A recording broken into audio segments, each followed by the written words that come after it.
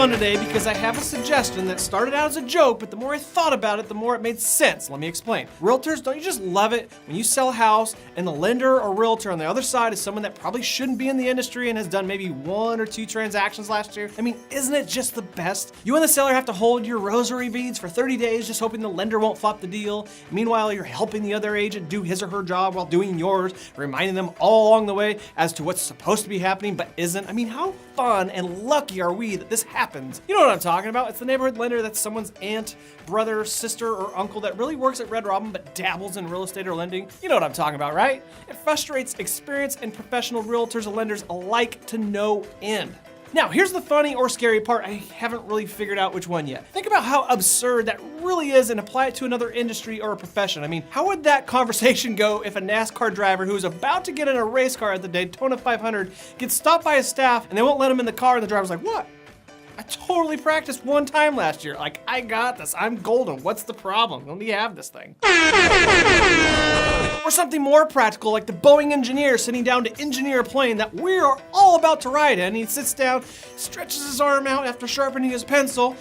Now, what goes first? Was it the wings or the tail of the plane? God, I'm a little rusty here. I can't remember. Oh well, we'll just figure it out. Or the mechanic that works on your car, and while dropping off your car, you get the sense that he's a little confused because he brought an air compressor to charge your battery. So you ask him, "Dude, you sure you got this?" "Oh yeah, totally got it. I did it once last year. And plus I did my online training, so that's how you know I'm good at fixing cars. Did you want to see my certificate? I mean, I have it. It just tells you that I'm good at it." "No, I don't want to see your freaking certificate. I want to know that you actually have experience for the thing that I hired you to do." I mean, think about how crazy that is. How many other professions allow you to perform a job duty 1 or 2 times a year and call it good? I mean, I'm down to watch a UFC fighter fight in the ring after only practicing 1 time a year. It'll be soups entertaining, but I don't think he's gonna win, and I'm probably not putting my money on him.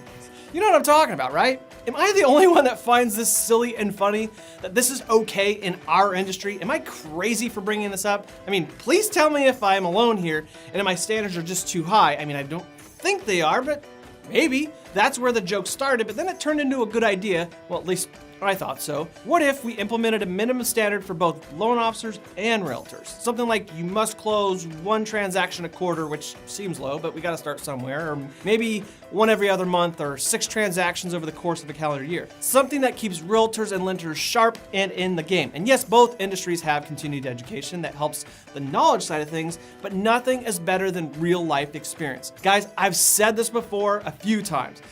We forget how important our jobs really are. We aren't talking about buying a car or a boat here. We're talking about helping families with their financing, which typically involves hundreds of thousands of dollars for loan officers. And for realtors, we're talking about helping families find and move into their new home where they'll raise their kids and make memories that will last a lifetime. That entire process deserves the best attention and professionalism, right? I mean, can we at least all agree on that? So, dumb idea or good practical step in the right direction? What say you?